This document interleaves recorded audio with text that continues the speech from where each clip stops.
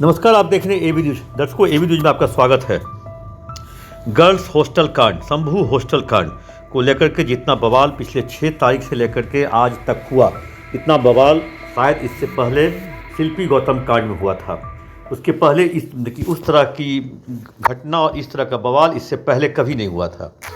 क्योंकि जिस तरह से 6 तारीख को लड़की बेहोश मिलती है, उसका शहर सर्जरी में डॉक्टर सजानंद के यहाँ उसको ले जाया जाता है। वहाँ 1.5 घंटे के रहने के बाद डॉक्टर प्रभात मेमोरियल हॉस्पिटल में वहाँ 2-3 दिन रहने के बाद 10 या 11 तारीख को वो लड़की मेदांता जाती है और 11 तारीख को उस लड़की की मौत होती है मेदांता में, लगभग दिन के 12:30 बजे।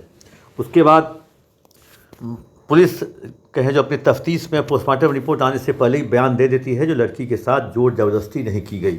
लेकिन लड़की इस अधिकारियों के बयान देने के बाद पोस्टमार्टम रिपोर्ट पीएमसीएच का आता है और इसमें कहा जाता है जो सेक्सुअल हरासमेंट से इनकार नहीं किया जा सकता। मतलब उसने पक्का भी नहीं किया और कहा जो इनकार भी नहीं किया। उसके बाद फिर क्या था, नेताओं ने ताना बनना शुरू किया। सबसे पहले प्रशांत किशोर गए उस लड़की के घर पे, मृतका के घर पे, पप्पू यादव गए।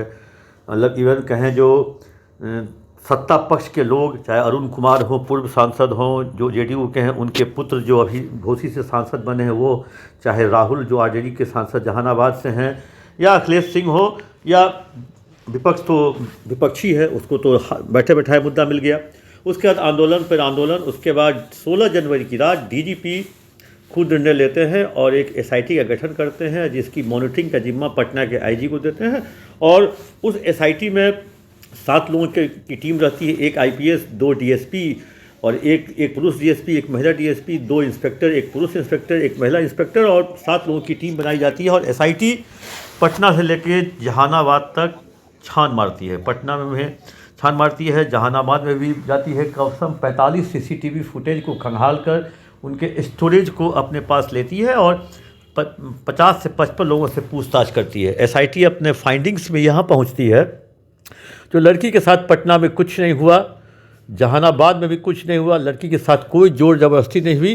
तो आखिर मौत का कारण क्या था? तो मौत का कारण एसआईटी ने ढूंढा तो एक दवा जो कि डिप्रेशन की दवा थी, घबराहट की दवा थी। और वो उस लड़की ने 27 दिसंबर को ही जो पटना से उसके फैमिली गाड़ी से आए थे उसे ले जाने के लिए, उसी गाड़ी में जब बैठ के गई तो गांव जहानाबाद में ही एक दवा दुकान से उसने दवा खरीदी। अपने पिताजी भी उसके साथ थे। ये एसआईटी की फाइंडिंग्स में बता रहा हूँ। और पेमेंट लड़की ने अपने मोबाइल से ही किया, ऑनलाइन पेमेंट। वो क्यूआर कोड भी एसआईटी को हाथ लगा। वो गाड़ी का चालक भी जो स्कॉर्पियो से, जिससे पटना जहानाबाद से लोग लेने आए थे लड़की को पटना और पटना से जहानाबाद ले गए थे, वो स्कॉर्पियो चालक, वो दवा दुकान, वो क्यूआर कोड और वो सारे सीसीटीवी फुटेज, वो सारे मिले। तब एसआईटी की फाइंडिंग्स थी जो दवा के कारण मौत हुई। अब पोस्टमार्टम रिपोर्ट कुछ कह रहा है, एसआईटी की फाइंडिंग कुछ कह रही है। इसी बीच में वो जो एफएसएल रिपोर्ट, जो बायोलॉजिकल जो एफएसएल की जो फॉरेंसिक टीम की जो बायोलॉजिकल रिपोर्ट थी, वो आज अभी देर शाम आती है। और उस बायोलॉजिकल रिपोर्ट में कहें तो सूत्रों की माने तो रिपोर्ट में सेक्सुअल असॉल्ट की बात सामने आई है। और उस रिपोर्ट में कहा जा रहा है जो छात्रा के कपड़ों से उस टीम को, मतलब एफएसएल की टीम को कुछ सैंपल मिलते हैं। अब इस रिपोर्ट के आने के बाद फिर पुलिस और एसआईटी में खलबली मच जाती है। सभी एक दूसरे का मुंह ताकने लगते हैं। अब ये जो फाइंडिंग्स है, एसआईटी की फाइंडिंग, पुलिस की फाइंडिंग और पोस्टमार्टम रिपोर्ट और एफएसएल की रिपोर्ट, दोनों कहें जो नदी का 2 किनारा, कहीं जहाँ पे किसी का मिलन नहीं हो पा रहा है। एक तरह से कहें जो नदी के 2 किनारे के बीच ये केस चल रहा है। एक किनारा पर एसआईटी और पुलिस की जांच और एक किनारे पर एफएसएल और पोस्टमार्टम रिपोर्ट की जांच। अब इन सारे रिपोर्ट्स को भेजा गया है एम्स के सेकंड ओपिनियन के लिए। और सेकंड ओपिनियन जब तक नहीं आता है तब तक कहें जो पुलिस की कहें जो सांस अटकी हुई है। वैसे में 27-28 तारीख तक एफएसएल की रिपोर्ट आने की माफ़ कीजिएगा, एम्स की रिपोर्ट आने की संभावना है। और वैसे में 2 तारीख से विधानसभा सत्र भी प्रस्तावित है। वैसे में विधानसभा सत्र से पहले अगर इस पर कॉन्क्रीट फाइंडिंग अगर नहीं आती है तो सरकार के लिए दुविधा का, क्योंकि सरकार के भीतर में बैठे हुए लोग भी इसका विरोध कर रहे हैं और सरकार के बाहर के बैठे हुए लोग तो विरोध कर ही रहे हैं। तो वैसी स्थिति में सरकार जो है पूरी स्थिति को टैकल करने में शायद कामयाब ना हो सके। इसीलिए लोग आशंका लगा रहे हैं जो कहीं सरकार जो कहें इस विवाद से बचने के लिए पीएमसीएच का पोस्टमार्टम, एम्स का, चाहे एफएसएल की रिपोर्ट, ये सब विवाद क्योंकि फाइंडिंग्स काफ़ी अलग अलग हैं। पुलिस की और एसआईटी की फाइंडिंग्स में ज़बरदस्ती या कहें जो रेप की बात कहीं नहीं आई है, दवा की डोज की बात आ रही है।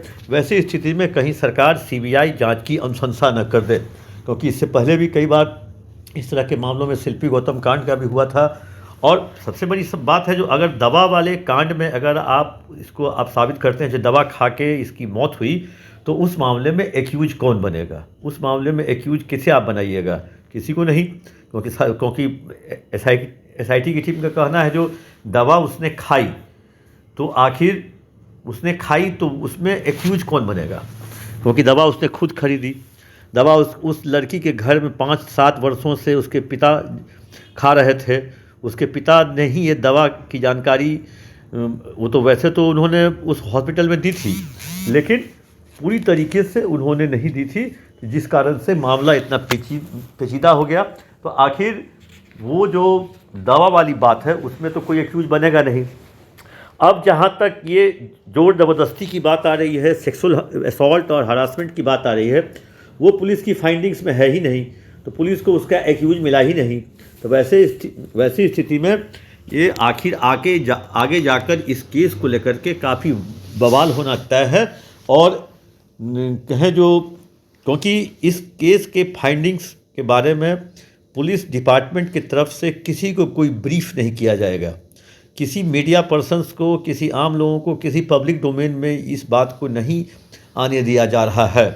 16 तारीख से इसकी जांच शुरू है, आज 24 तारीख बीतने को है, बीत चुका है लगभग।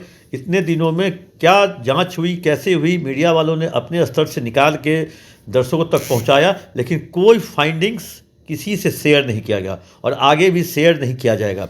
जब एफएसएल की रिपोर्ट की सच्चाई जानने के लिए या केवल ये जानने के लिए जो एफएसएल की रिपोर्ट आई है कि नहीं आई है, पटना पुलिस के सारे अधिकारियों के टेलीफोन कॉल साइलेंट हो गए हैं, एसआईटी की टीम के सारे लोगों के टेलीफोन कॉल साइलेंट हो गए हैं, पुलिस के आला अधिकारी के टेलीफोन कॉल साइलेंट हो गए हैं। अगर कॉल उठा लेंगे तो वैसी स्थिति में आपको जवाब देना पड़ेगा। और आजकल लोग इतने अभी डरे और सहमे हुए हैं, एक कहें जो एक तरह से जो लोग मीडिया वालों की परछाई तक देखने को तैयार नहीं हैं। आपने देखा होगा ये उस प्रेस कॉन्फ्रेंस के बाद पटना के सारे जिन लोगों ने बयान दिया था वो मीडिया के सामने आए ही नहीं दोबारा। उस तारीख के बाद न एएसपी सिटी एसपी ईस्ट आए, न अभिनव आए, न सीनियर एसपी आए, न इवन आईजी भी बोलने से कतरा रहे हैं। और कोई आदमी किसी का फ़ोन कॉल्स भी नहीं उठाया।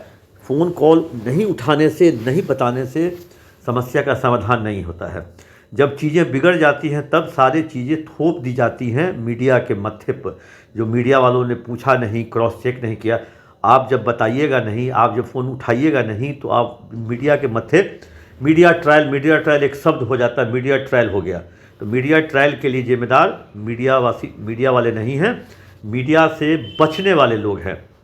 अब देखना है सीबीआई जांच की अनुशंसा होती है कि नहीं होती है, एफएसएल की रिपोर्ट क्या कह रही है, एम्स की रिपोर्ट क्या कहेगी, इस सब का इंतज़ार है। लेकिन इंतज़ार दर्शकों हम लोग को बहुत मेहनत करना पड़ेगा इस रिपोर्ट को ऊपर लाने के लिए, क्योंकि रिपोर्ट कोई अपने से पहुंचाने लोग नहीं जा रहा है, रिपोर्ट कोई किसी को देने नहीं जा रहा है।